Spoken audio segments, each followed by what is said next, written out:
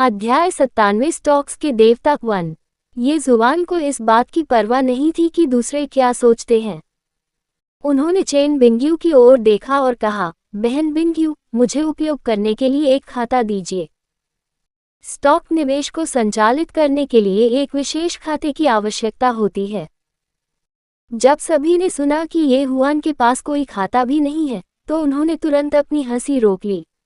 हालांकि उन्होंने भी प्रतिक्रिया व्यक्त की। आखिरकार ये जुबान अभी भी कम उम्र की थी। विशेष रूप से वांग हुआवेई ने अपना पेट पकड़ लिया और हंसे। ये सही है, मैं भूल गया कि वह अभी भी कम उम्र का है। चेन बिंग्यू, मुझे डर है कि इस बार आपका धन बर्बाद हो जाएगा। अन्य लोगों के विचार भी वांग हुआवेई के समान ही थे। आखिर एक बच्चा क्या कर सकता है? उन्होंने इतने लंबे समय तक वित्त का अध्ययन किया था और इसका पूरी तरह से अध्ययन नहीं किया था। क्या किसी बच्चे से यह अपेक्षा करना बकवास नहीं है कि वह इसका गहन अध्ययन करेगा?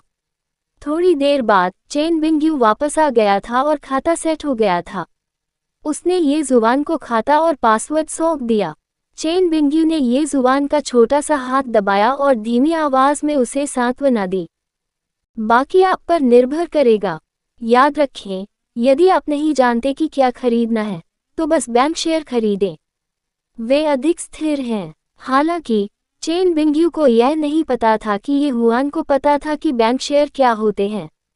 ये हुआन को चेन बिंग्यू की हथेली में ठंडक महसूस हुई और पता चला कि वह चिंतित थी। वह मुस्कुराया और कहा, चिंता मत करो बहन बिंग्यू, आप भी अपनी मानसिकता को समायोजित करें। मुझे केवल इसलिए पास न होने दे कि आप पास न हों। चेन बिंग्यू अवाक थे। उसे लगा जैसे किसी बच्चे ने उसका अपमान किया हो। क्या करे वह? उसे तत्काल एक समाधान की आवश्यकता थी। वांग हुआवेई ने चेन बिंग्यू की बात सुनी और शिक्षक को सुझाव दिया, चूंकि हमने शर्त लगाई है, भले ही दूसरा पक्ष नाबालिग है या नहीं, मुझे लगता है कि हमें उनके साथ उचित व्यवहार करना चाहिए। इसलिए मैं चेन बिंग्यू और ये हुआन की स्थिति को अलग करने का सुझाव देता हूं ताकि उन्हें एक दूसरे को प्रभावित करने से रोका जा सके।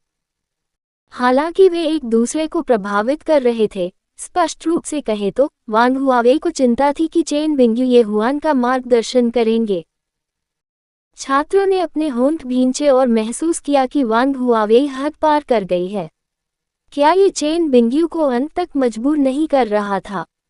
हालांकि उन्होंने जो कारण बताया वह बुरा नहीं था। निष्पक्षता के लिए ये समझ में आने योग्य लग रहा था। झांग मिंग ने वांग हुआवेई को अर्थपूर्ण ढंग से देखा। भले ही वह अनुभवी हो, वह बता सकता था कि कोई समस्या थी। ये लड़का बहुत छोटा था। किसी लड़की के साथ इस तरह जबरदस्ती करना वाकई अच्छा नहीं था। हालांकि ये देखते हुए कि बाजार खुलने वाला था, झांग मिंग ने तुरंत छात्रों के लिए तैयारी शुरू करने की व्यवस्था की। परीक्षणों की पहली लहर शुरू होने वाली थी। हर कोई प्रयास करने के लिए उत्सुक था। यह उनके जीवन में पहली बार था कि उन्होंने पैसा बनाने के लिए किसी फंड प्रबंधन कंपनी के धन का उपयोग किया था। यह विशेष रूप से कर्मकांडीय था। सभी छात्रों के पास कुछ परियोजनाएं थीं जिनके बारे में वे आशावादी थे, इसलिए उन्होंने बाजार खुलते ही उन्हें खरीदना शुरू कर दिया। कुछ ही मिनटों में ऑपरेटिंग रूम कीबोर्ड के क्लिक करने की आवाज़ से भर गया। झांग मिंग एक अलग डेस्क पर बैठे और ट्रेंड ग्राफ को देखते हुए चाय पी। शेयर बाजार पहले ही खुल चुका था और ऑपरेटिंग रूम और भी शांत था। हर कोई इस पहले टेस्ट में अच्छे नतीजे पाना चाहता था, इसलिए उन सभी का ध्यान ट्रेंड ग्राफ को देखने पर था। उनके पास अपने आसपास के लोगों से बातचीत करने और शांति से उनके शेयर खरीदने का समय नहीं था।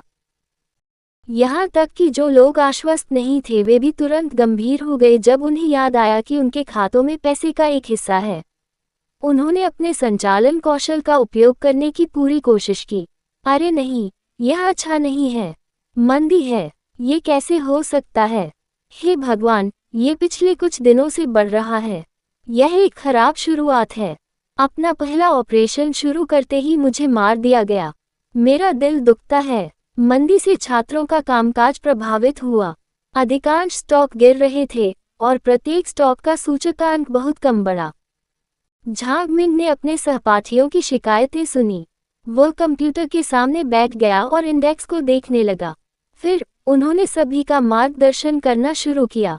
यह आपके लिए बस एक छोटा सा लेन देन है। आपको इसका असर अपने मूड पर क्यों पड़ने देना चाहिए। ऐसे समय में ही आपके स्वभाव की परीक्षा होती है। स्थिर रहो। शिक्षक की ओजस्वी आवाज ने सभी को स्थिरता का एहसास कराया। सभी ने प्रवृत्ति ग्राफ का अध्ययन करना शुरू कर दिया और उनका संचालन अधिक कठोर और तेज हो गया। उनकी सतर्कता के विपरीत ये जुबान, जो कोने में बैठा था, साहपूर्वक व्यापार कर रहा था। वह बहुत तेज था और कभी कभी खुद से बड़बड़ाता भी था। उसके बगल में बैठा लड़का ये जुबान द्वारा खरीदे गए शेयरों को देख रहा था। वे वास्तव में उठे। लड़के ने ये जुबान को आश्चर्य से देखा। ऐसा लड़का भविष्य की भविष्यवाणी कैसे कर सकता है। उन्होंने कहा कि यह किस्मत थी, लेकिन उन्हें लगा कि इसमें कुछ और भी शामिल है। ये जुबान ने तुरंत अपने आसपास की निगाहों को देखा और महसूस किया कि वह पूरी तरह से दिव्य निवेश कौशल के अनुभव में डूब गया था और पूरी तरह से भूल गया था कि उसके बगल में कोई था।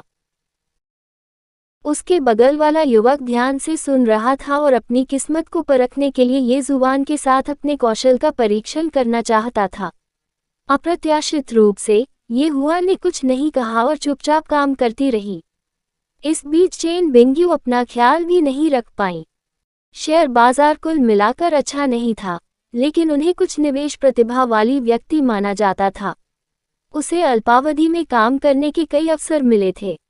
हालांकि अल्पकालिक ऑपरेशनों ने ऑपरेटर के हाथ की गति और दिमागी शक्ति का परीक्षण किया। एक पल के लिए चेन बिंग्यू दांव के बारे में भूल गया और शांति से काम करना जारी रखा। जब लोग व्यस्त थे तो समय तेजी से बीत गया।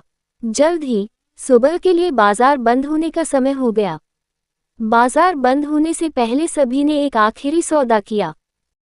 ऑपरेशन पूरा करने के बाद उन्होंने राहत की सांस ली और अपनी कुर्सियों पर गिर पड़े, हिलना नहीं चाहते थे।